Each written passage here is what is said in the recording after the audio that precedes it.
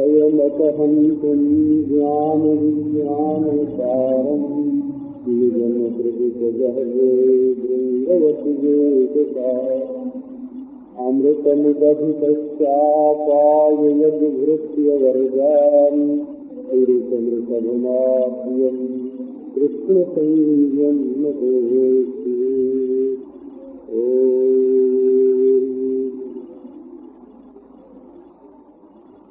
चारों आश्रमों का जो अलग अलग धर्म बताया और इसमें हंस और परमहंस का धर्म अलग अलग करके बताया, क्योंकि हंस तो विवेकी है, साधक है, उसको एक छोड़ करके दूसरे को पकड़ना है, और परमहंस जो है वो ब्रह्मात्मय के बोध से संपन्न है, तो उसके लिए कुछ छोड़ना कुछ पकड़ना नहीं है। उसके बाद जो विविधि सन्यासी है, माने ज्ञान के लिए जिसने सन्यास लिया इसका भी धर्म बताया, और जो दंभ सन्यासी है इसका भी जस्ट संगत सदवर्ग प्रबंधेन्द्रिय कारक ज्ञान वैराग्य रहित प्रबंधमुख जीवती देश जीवी, जो केवल कपड़ा दिखा करके अपनी जीविका चलाता है, शिक्षा लेता है, ये दंभ सन्यासी है। ये बताया करके अब चारों आश्रमों का धर्म एक श्लोक में ही संक्षेप करके बताया जाता है, क्योंकि महात्मा लोगों की ये रीति होती है, वो समासक व्यास दोनों रीति से बोलते हैं। तो समास रीति से बोलना चित्र बोलना है, और व्यास रीति से बोलना खूब विस्तार करके बोलना। तो ये समास पद्धति है, इन थोड़े में बोल रहे हैं। भिक्षोर धर्म समो हिंसा, तो सन्यासी का धर्म है शांति और अहिंसा। मैंने दो बात उसके देखना है, एक तो उसके मन में शांति बनी रहती है कि नहीं, काम का ताप, क्रोध का ताप, काम की आंधी बह रही है, क्रोध की आग जल रही है, लोभ की बाढ़ आ रही है, अगर हृदय में शांति नहीं है तो सन्यासी काहे का। एक धर्म है सन्यासी का चित्त में शांति बनी रहे, और दूसरा धर्म क्या है, अहिंसा। अहिंसा माने उससे किसी को कष्ट न पहुंचे। ये कसौटी है दो। यहाँ तक कि किसी के घर भोजन करने जाए तो सब लोग खा चुके हैं, तब जाए करके अपना भोजन मांग के खाए। माधुकरी मांगने के लिए तब जाए जब घर में से धुआं न निकलता हो, आग न हो, और पत्ते जो हैं वो बाहर फेंक दिए गए हैं, जंगारे जन बचा खुचा जो हो घर में, उसी में से अपनी जीविका चलावे। उसको खिलाने के लिए किसी को रोटी भी अलग से न बनानी पड़े। और जंगल में रहता हो तो अपने हाथ से कार्टून भी पेड़ में से नहीं तोड़े। तो सन्यासी के धर्म की दो कसौटी है, एक उसके चित्त में हर समय शांति बनी रहे, और दूसरे किसी से तकलीफ न पहुंचे, उससे किसी को कष्ट न पहुंचे, खंडन मंडन भी नहीं करे, वाद विवाद भी नहीं करे। ये हमारा संप्रदाय, ये तुम्हारा संप्रदाय, ये हमारा सिद्धांत, ये तुम्हारा सिद्धांत, इससे भी इसका कोई मतलब नहीं। अपनी निष्ठा में बैठे। तप इच्छा बनौतः वानप्रस्थ धर्म का सार क्या है? एक तो तपस्या। तपस्या माने अपने इंद्रियों का और मन का संयम करना, कला उनको काबू में रखने के लिए अभ्यास बनाना, सब कुछ कह सके। और इच्छा माने विवेक, आत्मा क्या है, अनात्मा क्या है, इसका अंश में जैसे दृष्टादृश्य का विवेक है, या विचार संद्रोदय में जैसे है ना जैसे घट का दृष्टा घट से जुदा होता है, वैसे देहादि का दृष्टा मैं देहादि से जुदा हूँ। ये जो अपने को देहादि से जुदा जान करके शांत बैठना है, समाधि उमाधि लगाना है, ये सब वानप्रस्थ का धर्म है। तप और इच्छा, ये दो कसौटी होती है। एक तो तपस्या हो गए इसके जीवन में, संयम हो गए, मनसेन्द्रियाणाम से यही एकाग्रियम परमम तपः। तपस्या किसको कहते हैं? मन और इंद्रियों की एकाग्रता को। और इच्छा किसको कहते हैं? कि दृष्टि बनी रहे ये अनात्मा है और मैं आत्मा हूँ। ये दो बात जो है ये वानप्रस्थ धर्म की कसौटी है। इसी में से सारे धर्म निकलते हैं। गृहिणो भूतरक्षेज्या, और ये जो गृहस्थ है, गृहस्थ है माने कुछ हम घर को पकड़ते हैं, कुछ हमको घर पकड़ता है। घर का विचार होता है गृहणाति, जो पकड़ ले इसका नाम गृह, ग्रहण कर ले। जो आदमी को पकड़ ले, निकलने न दे, अरे चलो गंगा स्नान कर आए तो महाराज घर के काम धंधे को कहाँ छुट्टी मिलती है, तो घर में पकड़ रखता है, इसका नाम हुआ घर। और गृहिणी भी अमुच्यते, और घर वाली को भी घर ही गृह ही कहते हैं, बोला तो दिन घर में घरभूत का डेरा। ये जो गृहस्थ लोग हैं इनके धर्म की कसौटी दो है, हित रक्षा और इज्जिया। हित रक्षा का अर्थ है प्राणियों की रक्षा। जो कोई भूखा हो, नंगा हो और रोगी हो, इसकी रक्षा करना। भूखे को भोजन देना, चढ़ाते हुए तो नंगे को कपड़ा देना, रोगी को दया देना, और मूर्ख की शिक्षा का बंदोबस्त करना। जो दुखी हो उसको सुखी बनाना, जो बेवकूफ हो उसको ज्ञानी बनाना, जो मरता हो उसके जीवन की रक्षा का बंदोबस्त करना, ये गृहस्थ धर्म की एक कसौटी है। इसी पर तुम्हारे घर में जो 10 मन रखा है वो मरते हुए भूखे से बचाता है कि नहीं बचाता है? तुम्हारे घर में जो 10 रुपए रखे हैं, ये जब कोई रोगी रोग से तड़फड़ाने लगता है तो इसके काम आता है कि नहीं आता है? तो आता है, तब तो तुम अपने धर्म का पालन कर रहे हो। और दूसरी बात है इज्जिया। इज्जिया माने यज्ञ, जिससे ब्राह्मण, पितर, देवता, वेद है ना, इनकी रक्षा हो, इनका आदर हो, इनका सत्कार हो, इनके धर्म और इनकी संस्कृति की रक्षा होती रहे, ऐसा करना। ये गृहस्थ धर्म का निचोड़ है दो। और ब्रह्मचारी धर्म का निचोड़ क्या है? चार बताते हैं। द्विजत्याचार्य सेवनम, गुरु जी की सेवा करना, आचार्य को ईश्वर रूप समझ करके इसकी सेवा, ये ब्रह्मचारी धर्म की, ब्रह्मचारी धर्म का सार है। बोले अलग अलग तो बहुत बताया और सबका एक में ही बता देते हैं। इनमें की शैली से जैसे एक श्लोक में जितनी बात बताई उतनी 10 में नहीं आए। ब्रह्मचर्यम तपः शौचम संतोषो भूत सौहृदम गृहस्थस्या कृतौ जन्तुः सर्वेषां मधुपासनम। बोले भाई, चाहे ब्रह्मचारी हो, गृहस्थ हो, सन्यासी हो, वानप्रस्थ हो, ब्रह्मचर्य की रक्षा तो सबको ही करनी चाहिए। तपस्या भी सबको करनी चाहिए, पवित्रता से सबको रहना चाहिए। स्वच्छता दूसरी चीजें हैं और पवित्रता दूसरी चीजें हैं। स्वच्छता साबुन से स्वच्छता आ जाती है, कपड़ा बिल्कुल स्वच्छ हो जाता है, लेकिन पवित्र हो जाता है कोई बात नहीं है। गंगा जल से पवित्र होता है, गंगा जल में पवित्रता है। संतोष, मन में संतोष बना रहे। भूत सौहृदम, सबके प्रति अपना हृदय मीठा रहे, अपने दिल की मिठास कभी नहीं खोना। एक बार एक बड़े भारी आदमी थे, वो मालवीय जी के पास गए, पंडित मदन मोहन जी मालवीय। बोले कि मालवीय जी, हमने ऐसा अभ्यास कर लिया है कि अगर आप हमको 100 गाली दें तब भी हमारे ऊपर कोई असर नहीं पड़ेगा। तो मालवीय जी बोले कि मैं 100 गाली दूंगा तो मेरी जीभ तो गंदी हो जाएगी, तुम्हारे ऊपर तो कोई असर नहीं पड़ेगा लेकिन मेरी जीभ गंदी हो जाएगी। तो जो दूसरे का बुरा चाहेगा तो दूसरे का कोई बुरा होवे कि नहीं होवे, जो बुरा चाहेगा उसका दिल तो गंदा हो जाएगा ना।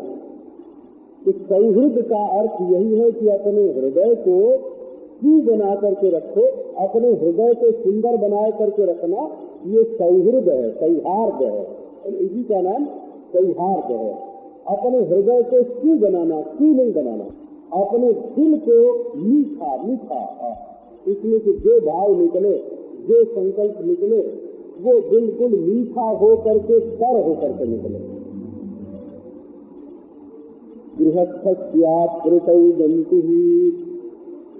ये जो तुमने कहा कि सबके लिए ब्रह्मचर्य, तपस्या, पवित्रता, संतोष और सबकी भलाई ये धर्म है, ये गृहस्थ भला ब्रह्मचर्य का पालन कैसे करेगा?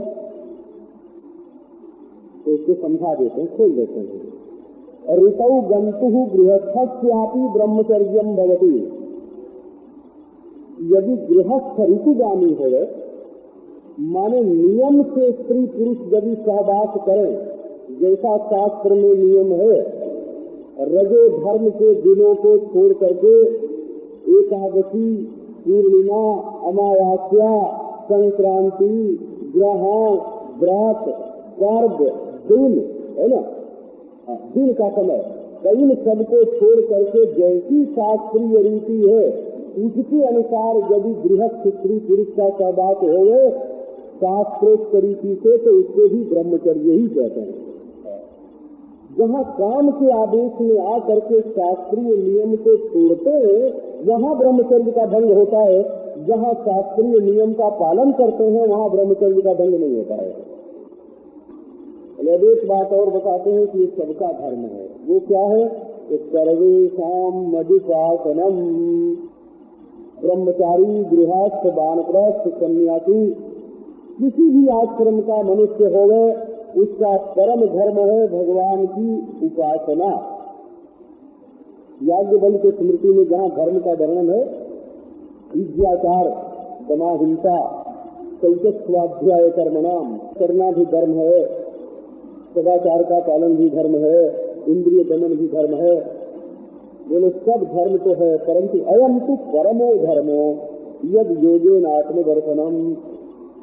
ये धर्म का दादा है, परम धर्म है कि भक्ति योग के द्वारा परमात्मा का दर्शन करो, अष्टांग योग के द्वारा समाधि लगाओ, ज्ञान योग के द्वारा आत्मा और ब्रह्म की एकता का ज्ञान प्राप्त करो। ये जो अध्यात्म योग है ये तो परम धर्म है। तो सर्वेषां मधुपासनम, सामान्य धर्म इसको गिना जाता है। ब्राह्मण धर्म अलग, क्षत्रिय धर्म अलग, वैश्य धर्म अलग, लेकिन सामान्य धर्म क्या है? ईश्वर की उपासना सामान्य धर्म है। उसको ईसाई भी करे, मुसलमान भी करे, हिंदू भी करे, पारसी भी करे, सिख भी करे, संपूर्ण जो ईश्वर की संतान है और जो ईश्वर के राज्य में रह रहा है, उसका ये धर्म होता है कि वो ईश्वर की आराधना करे। ये जो देह है, इंद्रिय है, अंतःकरण है, ये सब ईश्वर के राज्य में रहते हैं। इनका धर्म है ईश्वर की आराधना करना। और जो आत्मा और ब्रह्म की एकता का बोध है, ब्रह्म है ना, ब्रह्म ईश्वर के राज्य में नहीं है, वो तो ईश्वर का स्वरूप है। इसलिए ब्रह्म का धर्म नहीं है कि उपासना करे, लेकिन देह का धर्म है, इंद्रिय का धर्म है, अंतःकरण का धर्म है, व्यक्तिगत जीवन का धर्म है। जो व्यक्ति है उसका ये धर्म है कि ईश्वर की उपासना करे। ये सामान्य धर्म है, इससे कोई मुक्त नहीं होता। जैसे अहिंसा, किसी को दुख न पहुंचाना, ये सामान्य धर्म है, इसी प्रकार ईश्वर की उपासना करना ये सामान्य धर्म है। इति माम यस्वधर्मेण भजन नित्यम अनन्यभाव सर्वभाव भूतेषु मद्भावो मद्भक्तिं विन्दते चिरात्। भगवान कहते हैं, उद्धव सिंह ने पूछा था कि किस रीति से धर्म का पालन करें कि भगवान की आराधना हो, भगवान प्रसन्न हो। धर्म से हमारा कोई प्रयोजन नहीं, हमारा प्रयोजन तो अपने मालिक को खुश करने से है। तो उद्धव जी कहते कृष्ण तुम प्रसन्न हो जाओ, हमको तो वो धर्म चाहिए। तो बोले कि जहाँ स्वधर्मेण नित्यम माम भजन, अपने धर्म के द्वारा नित्य मेरा भजन करे। मन धर्म का पालन तो करे पर काय करे। तो हम पहरा देते हैं, तो हम वेद पाठ करते हैं किसके लिए? तो वेद पाठ इसलिए करते हैं कि इससे ईश्वर प्रसन्न हो। तो वेद पाठ इसलिए करते हैं कि शेष खुश होकर हमको 5 रुपया दे, और वेद पाठ इसलिए करते हैं कि इस वेद पाठ से ईश्वर प्रसन्न हो। तो दोनों में फर्क हुआ ना। तो शेष को खुश करके 5 रुपया पाने के लिए जो वेद का पाठ करेगा उसकी आध्यात्मिक उन्नति नहीं होगी, रुपये मिलेंगे, इससे आदर मिलेगा, बड़प्पन मिलेगा। और जो ईश्वर को प्रसन्न करने के लिए वेद पाठ करेगा उसका अभिमान मिटेगा, आध्यात्मिक उन्नति होगी। तो धर्म करो, परंतु धर्म का फल अपनी ओर मत खींचो। एक आदमी ने दान किया, धर्मराज प्रगट हुए, बोले कि अच्छा भाई दान का फल ले लो। तो दान का फल क्या मिलेगा? तो सुख मिलेगा। बोलेगा अच्छा सुख मिलेगा, तो हमें जो इस दान के फल स्वरूप सुख मिलने वाला है वो हमारे भगवान को, हमारे बाल कृष्ण प्रभु को मिल जाए, अरे वो इससे सुखी हो जाए। ये एक किलकारी इससे मारे एक बार मुस्कुरा दें, है ना। अब देखो वो दान धर्म का जो फल है ना, वो ईश्वर की आराधना भगवत भक्ति रूप हो गया। बोले ईश्वर जो पर्दे में छिपा बैठा है ना, हम ये जो दान धर्म करते हैं वो पर्दा हट जाए, वो हमारे सामने प्रकट हो जाए। इसलिए तो इसमें क्या क्या बात है कि स्वधर्मेण भजन, अपने धर्म से भजन करना, दूसरे के धर्म से नहीं। क्योंकि जो ड्यूटी तुम्हें लगाई गई है, जो तुम्हारा कर्तव्य है, उससे मालिक प्रसन्न होगा। तुम दूसरे का काम पूरा करके लाओगे तो वो प्रसन्नता का हेतु नहीं है। एक बात स्वधर्मेण का एक अर्थ ही है। और दूसरा अर्थ है नित्यम, हमेशा धर्म का पालन करना। और तीसरी बात है अनन्य भाव, ये नहीं कि कभी इनके लिए, कभी इनके लिए, कभी इनके लिए नहीं, सर्वदा उन्हीं के लिए। अनन्य भजन, अनन्य भजन का अर्थ है उन्हीं पर विश्वास रखना। इससे क्या होता है कि सर्वभूतेषु मद्भावो, फिर संपूर्ण प्राणियों में एक ही ईश्वर भरा हुआ है, ये भाव हो जाता है। ये कल्पना नहीं करनी पड़ती है कि सबके भीतर ईश्वर भरा हुआ है। जैसे आपके सामने 4 गहने रखे हो, एक कंगन हो गए, एक हार हो गए, एक कुंडल हो गए, और आप उसको अच्छी तरह से देख ले, पहचान ले कि सब सोने के बने हुए हैं, तो क्या आपको बार बार कल्पना करनी पड़ेगी कि सब में सोना है, सब में सोना है, सब में सोना है? वो तो जान ही गए कि सब सोना है। इसी प्रकार जो देख लेता है ना कि ये जो संसार बना हुआ है, इसके मूल में सोने की तरह ईश्वर तत्व है, इससे बारंबार कल्पना करने की जरूरत नहीं पड़ती। ईसाई धर्म, मुसलमान धर्म और जितने धर्म हैं, इनमें ईश्वर को निमित्त कारण माना हुआ है कि ईश्वर ने सृष्टि बनाई है। तो जो लोग उस दृष्टि से ईश्वर का अध्ययन किए हुए होते हैं, उनकी समझ में जल्दी ये बात नहीं आती है। हिंदू धर्म में केवल सृष्टि बनाने वाले के रूप में ही नहीं, जिस मसाले से ये सृष्टि बनी है ना, उस मसाले के रूप में, माने उपादान कारण के रूप में ईश्वर माना हुआ है। हम लोगों के शरीर में जो मसाला है वो भी ईश्वर है, और हम लोगों के अंतःकरण में जो जीव है वो भी ईश्वर है, और जो सब में एकता है वो भी ईश्वर है, और अनेकता जो इसमें दिख रही है वो झूठी है। तो ये सबका उपादान कारण ईश्वर है, माने मसाला ईश्वर है। ये बात हमारे जो अधिकतर दोस्त लोग विलायत में जाते हैं ना, तो ये लोग जगत का उपादान कारण ईश्वर है ना, ये जो हमारा वैदिक सिद्धांत है, एकम सद विप्रा बहुधा वदंती, इस सिद्धांत को रखते हैं कि छोड़ देते हैं? अगर रखते हैं तब तो वो वैदिक है सिद्धांत, वो भारतीय है, और वो हिंदू सिद्धांत है। अगर ईश्वर का उपादान कारण के रूप में प्रतिपादन सीख जाता है तब उसमें वैदिकता नहीं रहती है। सबके शरीर का मसाला एक है, एक ही परमात्मा सबके अंदर भरा हुआ है। इसी को बोलते हैं सर्वभूतेषु मदभाव। अब क्या होगा? तो देखो, मद भक्तिम बिंदते चिरात, जब सब में भगवान का भाव हो गया तब अचिरात माने शीघ्रम, बिना काल के विलंब के, बिना देर के, मद भक्तिम बिंदते, भगवान की भक्ति प्राप्त हो जाती है। ऐसा समझो कि संसार में तो ये होता है ना कि एक हमारा मित्र है तो उसके प्रति राग होता है, और एक हमारा शत्रु है तो उसके प्रति द्वेष होता है। तो थोड़ी देर के लिए मित्र की याद आई तो हृदय में राग भर गया, प्रेम आ गया, और जब शत्रु की याद आई तो उसी दिल में आग लग गई। तो एक बार जब आग लगती है और एक बार मिठास आती है, तो आग लगने पर वह मिठास जल जाया करती है। एक शत्रु है और एक मित्र है, एक बार शहद आई और फिर एक बार आग लगी, आग लगने से वो जल गया। और जब हम ये देख लेते हैं कि सबके हृदय में एक ही ईश्वर है तो उसमें द्वेष की आग फिर नहीं जलती है, और जब द्वेष की आग नहीं जलती है तब नित्य मधु जो है, मधुक दातारिकायते मधुक फरंत सिंधवा माधीर न संतोष भी, हमारे हृदय में स्वाद ही स्वाद, मधु हमारे हृदय में बनी रहती है। हमारे एक मित्र हैं, एक बार उनसे खूब बात की कोई इसके संबंध में, बोले कि भाई जो पापी हैं उनसे तो हमें द्वेष करना ही पड़ेगा, समझाते हैं भाई, और जो पुण्यात्मा है उनसे प्रेम करना होगा। अच्छा भाई, पुण्यात्मा से प्रेम करते हैं तो प्रेम पुण्यात्मा में रहेगा कि हमारे हृदय में रहेगा? पुण्यात्मा प्रेम का आश्रय नहीं हुआ, हमारा हृदय प्रेम का आश्रय हुआ ना। ऐसा पापी से द्वेष करोगे तो द्वेष कहाँ रहेगा? पापी में रहेगा कि तुम्हारे हृदय में रहेगा? तो तुम्हारे हृदय में रहेगा। तो जब द्वेष तुम्हारे हृदय में ही रहना है तो मच्छर से द्वेष करो तो भी, और तिनके से द्वेष करो तो भी, और पापी से द्वेष करो तो भी, वो द्वेष तो तुम्हारे हृदय में रहेगा और तुमको जलाएगा।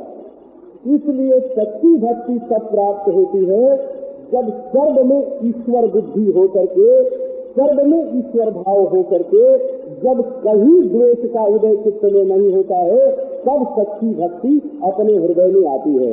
इसलिए यहाँ बताया सर्वभूतेषु मद्भावो मद्भक्तिं विन्दते चिरात्, जब सर्वभूतों में भगवत भाव होता है तब भगवान की सच्ची भक्ति प्राप्त होती है। और शीघ्र भक्त्योद्भवानपायिन्या सर्वलोक महेश्वरम सर्वोत्पत्त्ययम् ब्रह्म कारणम मोपयाति सः।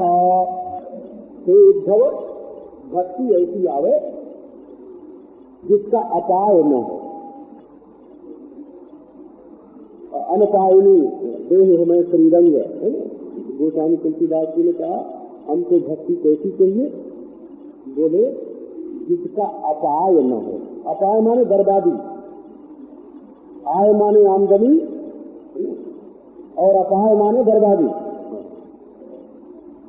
अनपायनी माने जो कभी बर्बाद न हो, जिसका अपाय न हो, जो बर्बाद न हो। तो जब हम खंड खंड से टुकड़े टुकड़े से जब राग जोड़ने लगते हैं तब हमारी प्रीति, हमारी आसक्ति, हमारी भक्ति की बर्बादी हो जाती है ना। अपाय नाशः, अपाय माने विनाश, अपाय माने बर्बादी, और अनपाय माने जो हमेशा बना रहे। तो भक्ति ऐसी होवे जो हमेशा हमारे हृदय की पूंजी बन करके, संपत्ति बन करके रहे।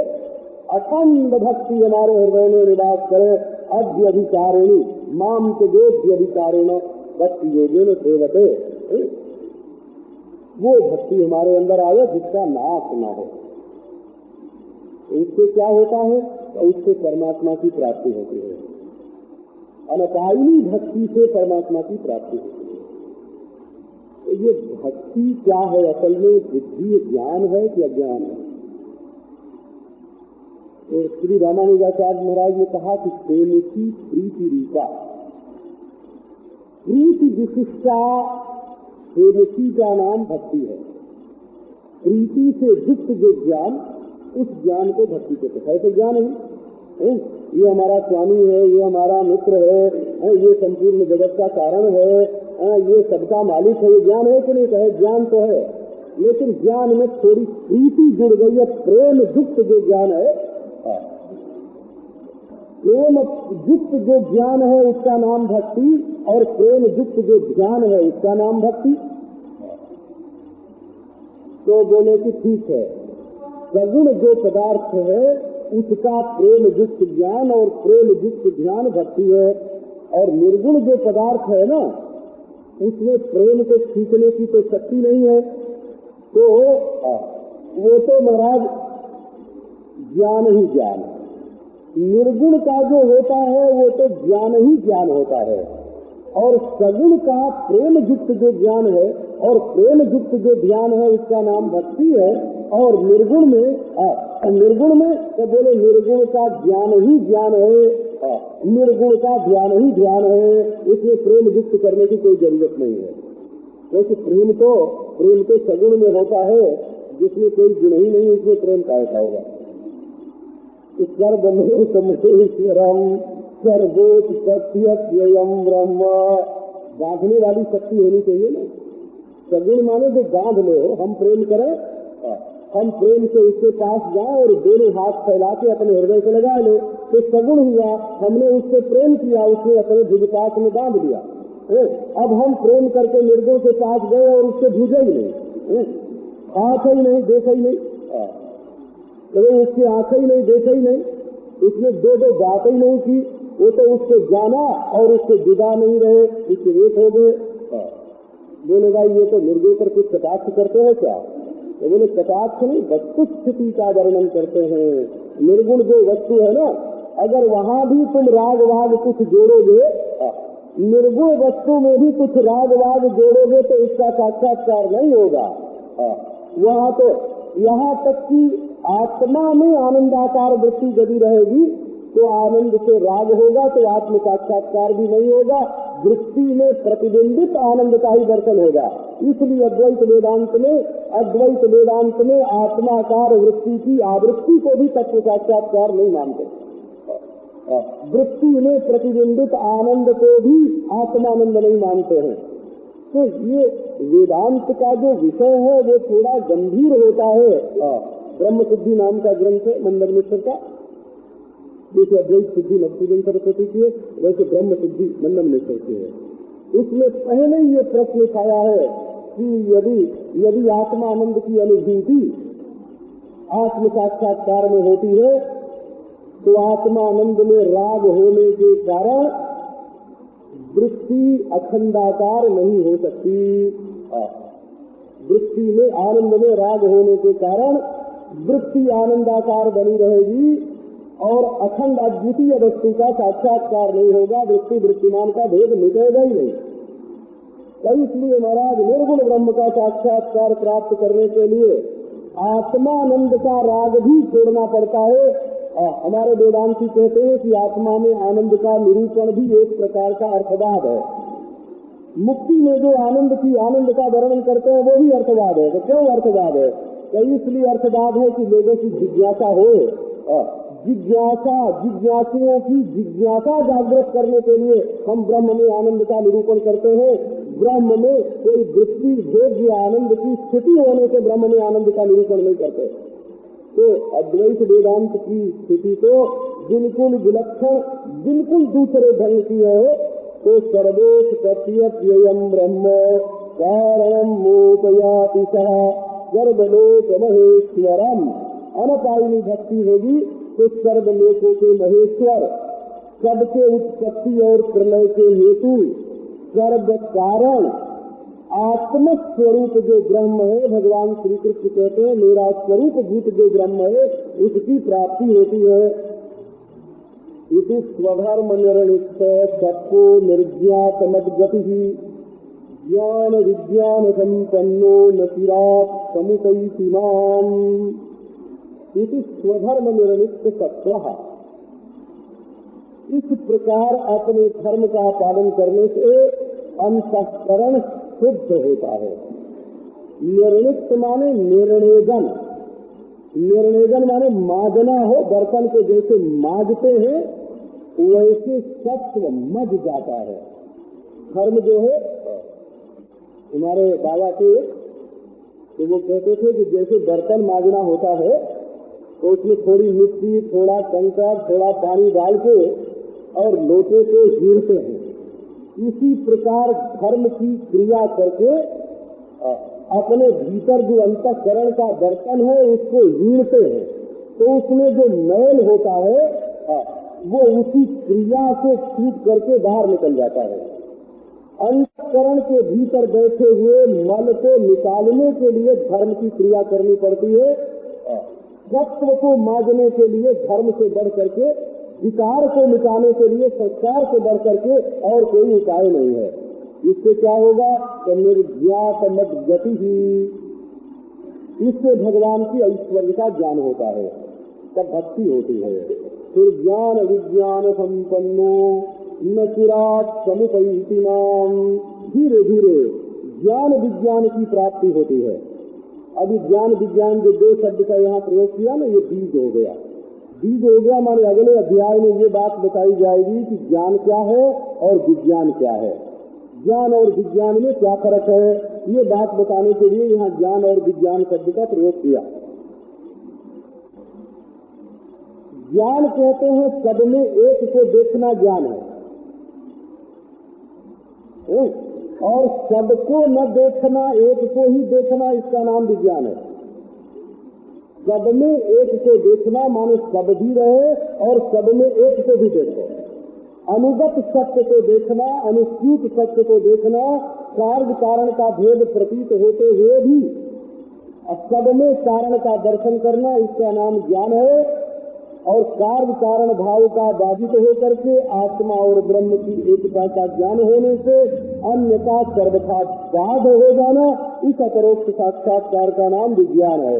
इससे युक्त होकर के मनुष्य न चिरात् समुपैति माम्, तत्काल मुझे प्राप्त हो जाता है। तो वर्णाश्रमवताम् धर्म एक आचार लक्षणः एव मद्भक्ति जितो निःश्रीयत करः परः एतत्ते विहितं साधु भवान् पृच्छति यच्च माम् यथा स्वधर्म संयुक्तो भक्तो माम् संयात परम्। भगवान ने कहा कि हे उद्धव, ये मैंने वर्णाश्रमियों के आचार लक्षण धर्म का वर्णन किया। आचार होता है शरीर से, किसी के हृदय में भाव न हो तब भी वो आग जला के हाथ में क्रुआ लेके इंद्राय स्वाहा करके आहुति दे सकता है। भाव न हो तब भी संध्या वंदन करने के लिए बैठ के आचमन भी कर सकता है और प्राणायाम भी कर सकता है। तो आचार का अर्थ है बाहर से क्रिया के द्वारा धर्मानुष्ठान करना। परंतु भक्ति जो होती है वो आचार लक्षणा नहीं है, भक्ति भाव लक्षणा होती है। भक्ति हृदय में भाव रूप से होती है। बाहर से आचरण बहुत अच्छा होवे पर भीतर से भाव अच्छा न होवे तो वो आचरण बाहर रह जाता है। और ये साधन भजन जो करना है तो वो मद भक्ति जिता भगवान की भक्ति इसमें जोड़ो। भक्ति माने भाव, ये भगवान का है, ये भगवान का भाग है, ये भगवान का भाग है। जैसे घर में कमाई होती है तो बोले ये ब्राह्मण का भाग है इसमें। हम लोगों के यहाँ पहले हमने घर में पैदा जब होता था ना तो खलिहान में ही हो, घर में आने से पहले खलिहान में ही ये ब्राह्मण को देने के लिए अलग निकाल दिया, ये नाई को देने के लिए अलग निकाल दिया, ये धोबी को देने के लिए अलग निकाल दिया। ऐसे तो ये क्या है कि ये धोबी का भाग है, ये नाई का भाग है, ये ब्राह्मण का भाग है, ऐसे निकालते हैं। ऐसे मद भक्ति का अर्थ है ये भगवान का भाग है। तो देखो तुम्हारे जीवन में भगवत भक्ति कितनी आई, माने भगवान के लिए तुमने कितना भाग निकाला। अपना देह, अपनी इंद्रियां, अपना मन, अपना अहंकार, अपना सर्वस्व, इसको भगवान का भाग बना दिया कि नहीं बना दिया? तो भगवान का भाग बना दिया तो भगवत भक्ति आ गई। इसी का भगवान का अंश है, हिस्सा है, भाग है, भक्ति है, दांत है, दांत निष्क्रियस कर पर। तब तो आचार्य जो है वो निष्क्रियस का कारण माने परमात्मा की प्राप्ति, भगवत भक्ति का कारण बन जाता है यदि उसमें भक्ति जुड़ी हुई होवे तो। एकत्ते भीतम साधो भगवान पृच्छति यच्चनाम। हे साधो, हे उद्धव, इसका अभिप्राय ये है कि उद्धव जी तुम तो सब जानते हो, बड़े भारी विद्वान हो। भगवान उद्धव जी से कभी कभी सलाह लिया करते थे। कई प्रसंग महाभारत में और श्रीमद् भागवत में भी ऐसे आए हैं जब उद्धव जी से भगवान पूछते हैं कि इस संबंध में क्या करना चाहिए, तो बोले तुम साधु हो। साधु हो माने दूसरों के लिए पूछ रहे हो। जब मैं कहूंगा और तुम सुनोगे तो ये बात प्रसिद्ध होगी, तो दूसरों की भलाई होगी, इसलिए पूछ रहे हो। तो जो तुमने पूछा मुझसे वो मैंने तुमसे कह दिया। क्या कहा? तो यथा स्वधर्म संयुक्तो भक्तो माम सनियात परम। जिस प्रकार अपने धर्म का पालन करता हुआ पुरुष मेरा भक्त होकर के मुझ परम तत्व को प्राप्त करता है। ये 18वां अध्याय हुआ। अब 19वां अध्याय प्रारंभ करते हैं। श्री भगवान उवाच यो विद्या श्रुत संपन्न आत्मवान् नानुमानिकः मायामात्रमिदं ज्ञात्वा ज्ञानं च मयि संन्यसेत। ज्ञानिनस्त्वहमेवेष्टः स्वार्थे हेतुश्च सम्मतः स्वर्गस्यैवापवर्गस्य नान्योर्थो मदृते प्रियः। अब ये बड़ा गंभीर प्रसंग प्रारंभ करते हैं हो। तो ऐसा होता है ना लोगों के मन में कि सब बात हमारी समझ में आ ही जानी चाहिए। तो इच्छा तो बहुत अच्छी होती है, सब समझने की इच्छा तो बहुत अच्छी इच्छा है, लेकिन हमारे साधुओं में ये प्रसिद्ध है कि सात घर में गए मधुकरी मांगने, किसी ने मिली किसी ने नहीं मिली, है ना, थोड़ा थोड़ा मिला है, खा लिया, काम चल गया। तो कोई बात एक बार में न समझ में आ गए तो 2 बार में आती है, 3 बार में आती है, 4 बार में आती है। तो अब ज्ञान की चर्चा शुरू करते हैं। एक सन्यासी की चर्चा होती है और एक ज्ञानी की चर्चा होती है। सब सन्यासी ज्ञानी नहीं होते और सब ज्ञानी सन्यासी नहीं होते। ऐसे भी ज्ञानी होते हैं जो सन्यासी न हो, और ऐसे सन्यासी तो बहुत ज्यादा होते हैं, है ना, जो ज्ञानी न हो। क्योंकि महाराज ये वेशभूषा तो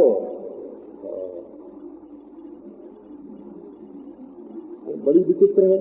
जिसका आदर होने लगता है वही वेशभूषा लोग ग्रहण कर देते हैं। तो अब ये प्रारंभ करते हैं ज्ञान संन्यास, इसको बोलते हैं। पहले जैसे दंभ संन्यास का वर्णन किया, ये ज्ञान संन्यास है।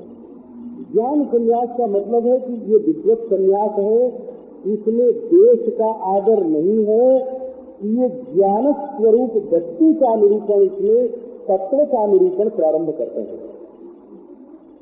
तो श्री भगवान श्री कृष्ण उद्धव जी से कहते हैं, जो विद्या श्रुत संपन्न आत्मवान नानुमानिकः, जो ब्रह्म विद्या पर्यंत श्रुत से संपन्न है, माने इतना श्रवण किया है कि ब्रह्म ज्ञान प्राप्त हो गया है।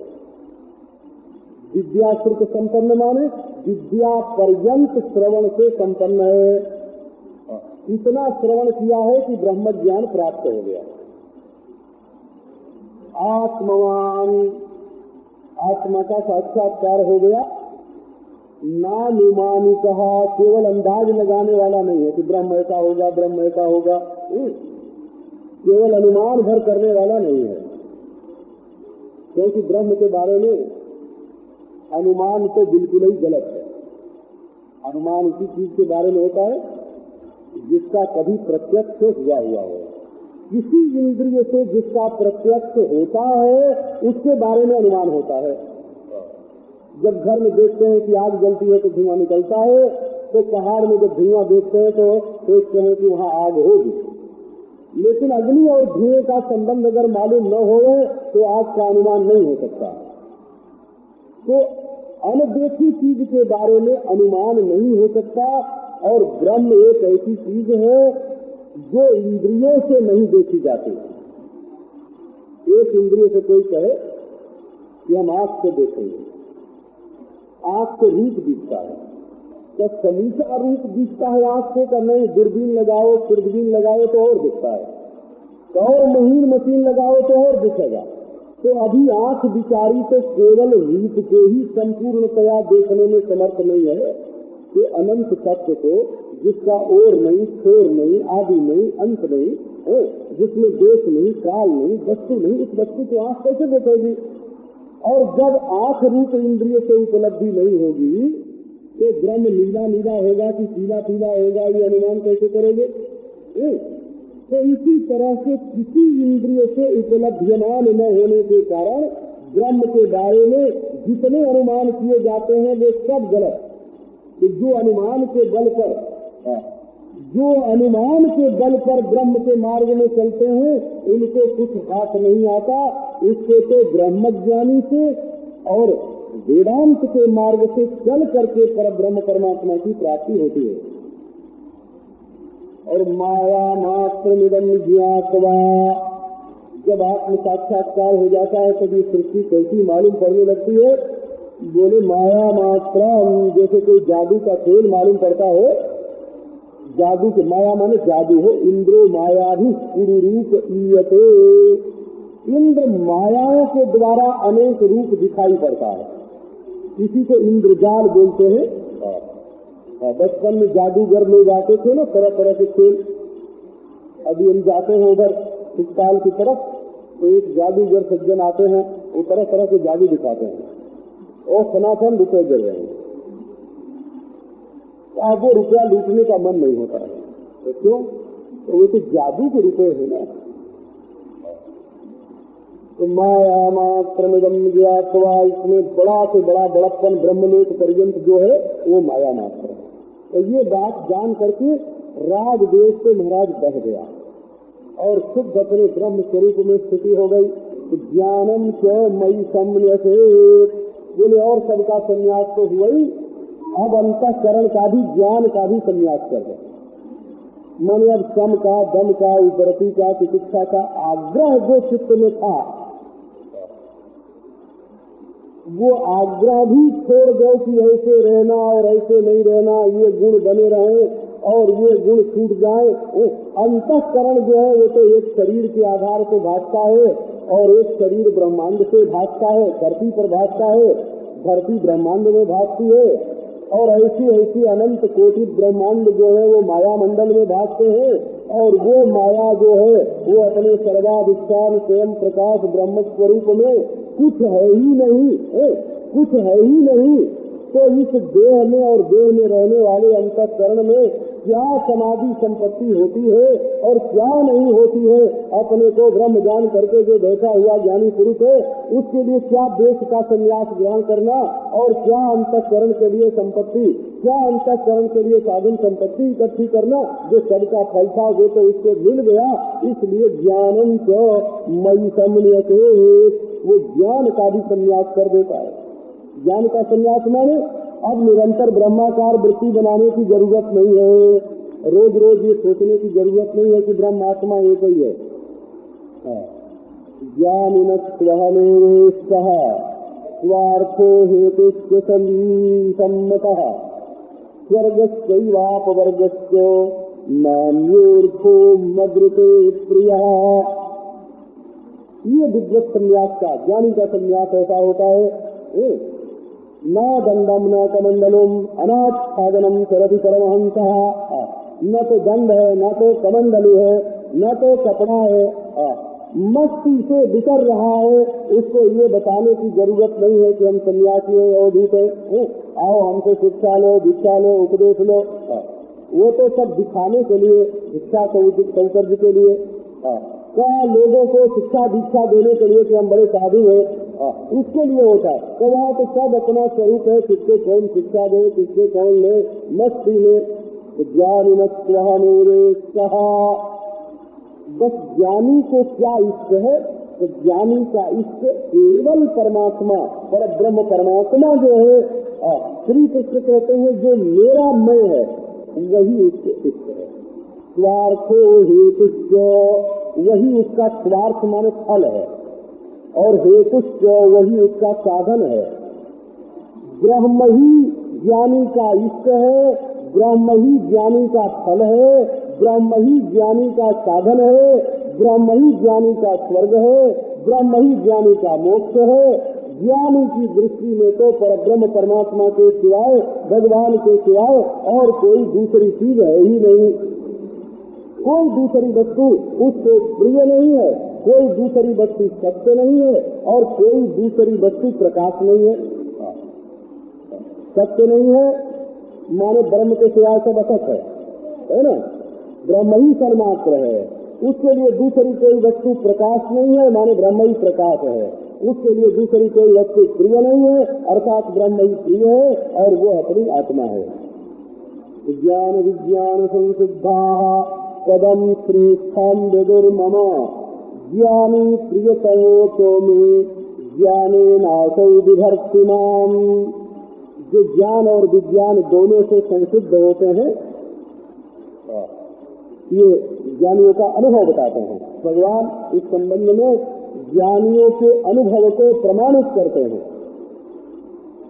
जिन्हें ज्ञान और विज्ञान दोनों की सिद्धि प्राप्त हो गई है, वही मेरे श्रेष्ठ पद को, स्वरूप को, ब्रह्म को जानते हैं। इसलिए ज्ञानी मेरा प्रियतम है। श्री कृष्ण भगवान कहते हैं ज्ञानी मेरा प्रियतम है। किसी ने कृष्ण से पूछा कि महाराज सारी दुनिया आपसे प्रेम करती है, आप भी किसी से प्रेम करते हो? बोले हाँ करते तो हैं। तो किससे? तो जो हमको जानता है उससे प्रेम करते हैं। ज्ञानी प्रियतमो के में है ना, वो उसमें प्रियो ही ज्ञानिनोत्यर्थम अहम सच मम प्रिय। ज्ञानी का अत्यर्थ प्रिय मैं हूँ और मेरा अत्यर्थ प्रिय ज्ञानी है। इसका अर्थ क्या हुआ?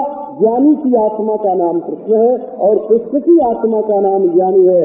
उसका प्रियतम वो, उसका प्रियतम वो, माने दोनों एक। ज्ञानी नासौ विभर्तिनाम, बोले ये ज्ञानी जो है वो ज्ञान के द्वारा मुझे धारण करता है। विभर्ति विभ्रे धारण पोषण है। बोले परब्रह्म परमात्मा खाता पीता क्या है? बिना खाए पिए तो आदमी मर जाता है। अगर मनुष्य न खाए पिए तो मर जाता है। तो बोले कि परमात्मा तो कुछ खाता नहीं है। अनस्नन अन्य अभिचाकती थी। परमात्मा बिना कुछ खाए पिए रहता है और चमकता रहता है। उसके चेहरे के रौनक में कोई कमी नहीं आती है और खाता पीता बिल्कुल नहीं। बोले ये रौनक कहाँ से आती है उसके चेहरे पर? ज्ञानी नासौ विभर्तिमाम, ये ज्ञानी लोग अपने ज्ञान के द्वारा उसका भरण पोषण करते हैं। अगर ज्ञानियों को परमात्मा का अनुभव न हो और सब लोग केवल विश्वासी होकर के रहें, माने किसी को परमात्मा का साक्षात अपरोक्ष अनुभव न हो, किसी से परमात्मा मिले नहीं, हाथ नहीं मिलाए, किसी के हृदय से न लगे, किसी की आत्मा के रूप से ईश्वर का दर्शन न हो, और लोग बस विश्वास करते रहे कि ईश्वर है, ईश्वर है, ईश्वर है, तो ईश्वर रहेगा कि मर जाएगा? केवल विश्वास से ईश्वर की रक्षा नहीं होती है, अपरोक्ष अनुभव से ईश्वर की रक्षा होती है। और आप देख लेना, ये जो हमारा सनातन धर्म वैदिक दर्शन है ना, ये ईश्वर का साक्षात अपरोक्ष अनुभव मानता है और करने की युक्ति बताता है और कराता है। ऐसे लोग हैं, है ना, जिनको ईश्वर साक्षात मिलता है, मिला हुआ है। और महाराज जो लोग यही मानते हैं उससे परे, उससे परे, उससे परे, उससे परे, अब वो परे परे परे कहीं किसी ने देखा है? तो वो केवल मानने से ईश्वर की रक्षा नहीं होती है, जानने से, मिलने से ईश्वर की रक्षा होती है। इसी को वेदांत धर्म बोलते हैं बोला। कोई ईश्वर है ऐसे अनुभव हो गया तो वेदांत हो गया, है ना। और तीसरा कोई तरीका ईश्वर के अनुभव का वह ईश्वर है, तो ऐसा तो कोई अनुभव ईश्वर का वही अनुभव होता ही नहीं है। इसलिए यह तो हमारे सामने ईश्वर है, तो राम के रूप में, कृष्ण के रूप में, शिव के रूप में, हमारी मूर्ति के रूप में, जिसकी हम सेवा करते हैं उसके रूप में, गुरु के रूप में, पति के रूप में। या तो ये कहो कि ये ईश्वर और उसकी उपासना करो, देखो तुम्हें ईश्वर मिलेगा। और या तो कहो हमारी आत्मा ईश्वर, देखो आत्मा के रूप में ईश्वर का साक्षात्कार होगा और वह ईश्वर है और परे है, परे है, वैसा है, वैसा है, वैसा है। केवल ख्याली पुलाव पकाने से ईश्वर की प्राप्ति नहीं होती है, साक्षात ईश्वर प्राप्त होता है। तो ज्ञाने नाथो विधर नाम का अर्थ है कि ज्ञानी पुरुष अपने ज्ञान के द्वारा ईश्वर की रक्षा करता है, भरण पोषण करता है, ईश्वर को खिला पिला करके मोटा ताजा रखता है कि हाँ हमने ईश्वर को देखा है, हम ईश्वर को देखते हैं, ये रहा ईश्वर, ये देखो। तपस्तीर्थम जपो दानम पवित्राणि कराणि च नालम कुर्वन्ति तां सिद्धिं या ज्ञान कलया कृता। ज्ञान का एक तो ज्ञान कला, जैसे चंद्रमा होता है ना, चंद्रमा, तो चंद्रमा में 16 कला होती है। तो अमावस्या के दिन 15 कला का लोप हो जाता है, 16वीं कला बनी रहती है। अमावस्या के दिन भी चंद्रमा की 16वीं कला रहती है। उसी में से फिर प्रतिपदा को कला निकलती है, द्वितीया को निकलती है, तृतीया को निकलती है। 16 कला चंद्रमा में होती है। एक कला अमावस्या को भी बनी रहती है, तो कलोप नहीं होता। तो बोले ऐसे ज्ञान की एक कला होती है। कला माने कारीगरी नहीं, कला कौशल नहीं है, कला माने हम। तो ज्ञान का 16वां हिस्सा समझो, उससे जो सिद्धि मिलती है वो सिद्धि तप से, तीर्थ से, जप से, दान से, दूसरी पवित्रता से उस सिद्धि की प्राप्ति नहीं होती है। तीर्थम जपो दानम पवित्राणि कराणि च नालम कुर्वन्ति तां सिद्धिं। जिंदगी भर तप करो, 10-10 हजार बरस तपस्या किया और ज्ञान नहीं हुआ, ईश्वर के बारे में कंचनता। जिंदगी भर तीर्थ घूमते रहे, जप करते रहे, दान करते रहे, दूसरे पवित्र कारक कर्म करते रहे, पर ईश्वर का ज्ञान नहीं हुआ। ईश्वर का ज्ञान नहीं हुआ तो वो सिद्धि नहीं मिलेगी। वो सिद्धि तो तब मिलेगी जब ज्ञान की प्राप्ति होगी। तो तस्मात् ज्ञानेन सहितं ज्ञात्वा स्वात्मानमुद्धव ज्ञान विज्ञान संपन्नो भज मां भक्ति भावतः। इसलिए उद्धव ज्ञानेन सहितं तत्पर्यन्तं यथा भवति तथा ज्ञात्वा। भगवान कहते हैं कि अपने आप को जानो। जब तक ब्रह्म से एकता का ज्ञान नहीं होवे तब तक ज्ञान की कोशिश जारी रखो कि हमें परमात्मा का ज्ञान होवे। और ज्ञान विज्ञान से संपन्न होकर के, भक्ति से भावित होकर के, ज्ञान विज्ञान से संपन्न होकर के केवल मेरा अनुसंधान करो और सब कुछ छोड़ दो।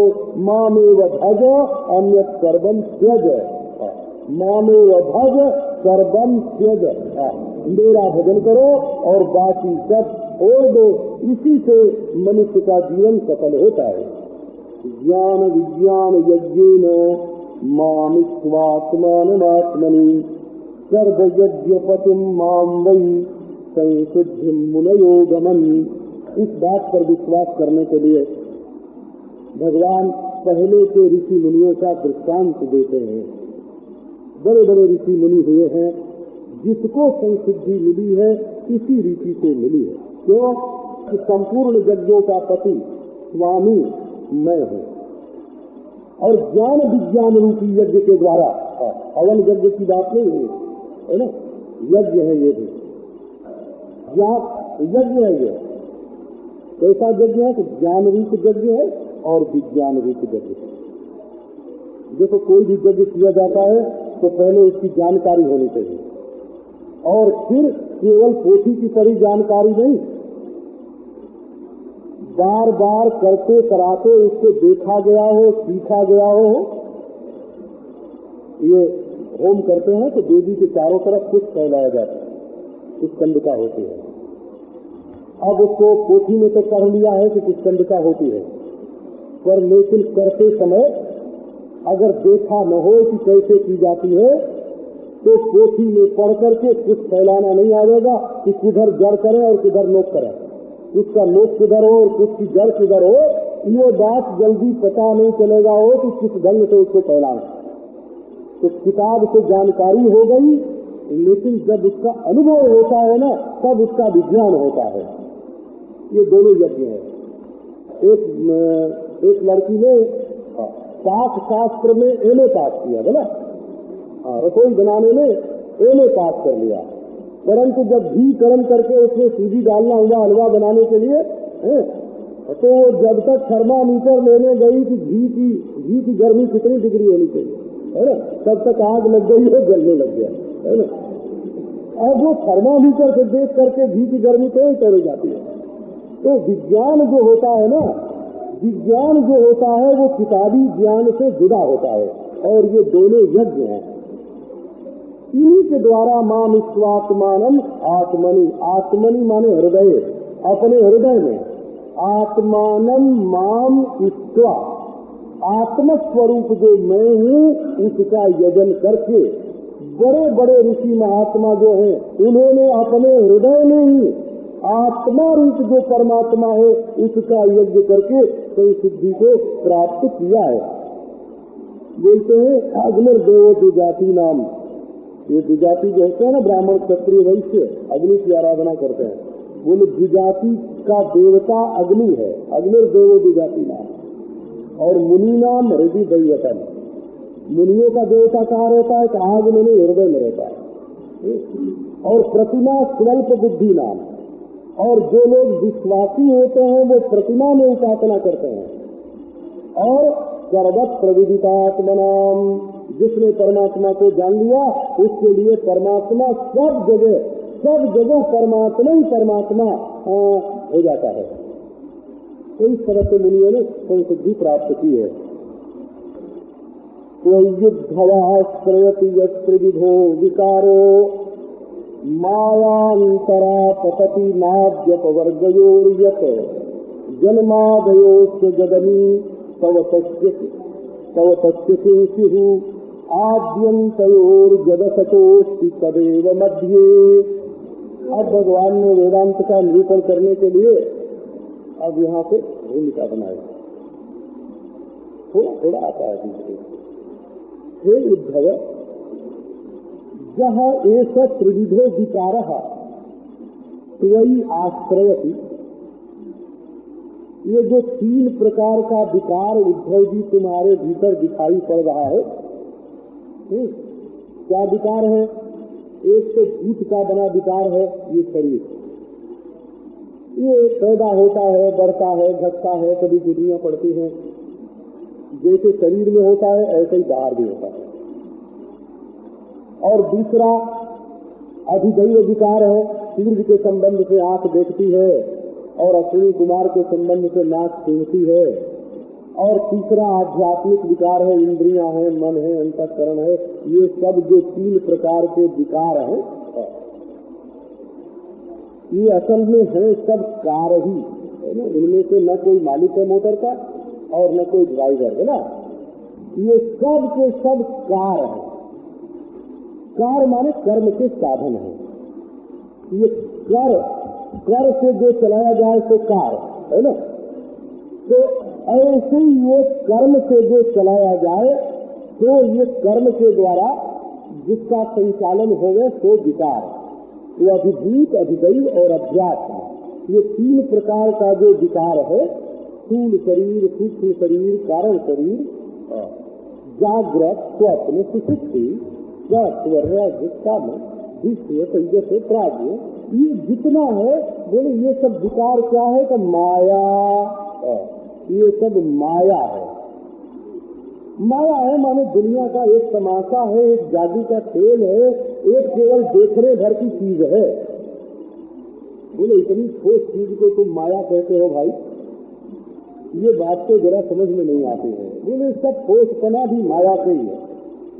सपने में जो पहाड़ होता है ना, और हम उसको लांघ नहीं सकते, लौट जाते हैं, तो वो सपने के पहाड़ में जो ठोसपना होता है वो सपने का ही होता है।